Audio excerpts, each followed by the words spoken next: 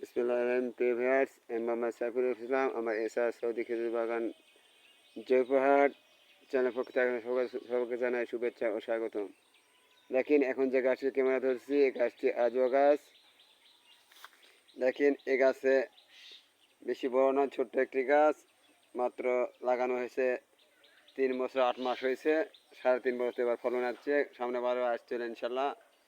দেখেন খেজুরের সাইজ কত বড়, বাংলা মাটিতে এত বড় বড় খেজুর হবে তা আমরা কল্পনা করতে পারিনি। দেখে খেজুর সাইজ দেখলে আপনারা মনে করেন যে সৌদি খেজুর বড় ইনশাল্লাহ।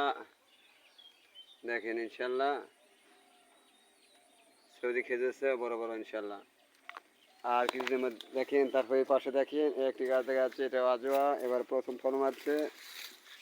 দেখেন ছোট্ট গাছে কী পরিমাণ খেজুর ধরছে, ছোট্ট একটি গাছ।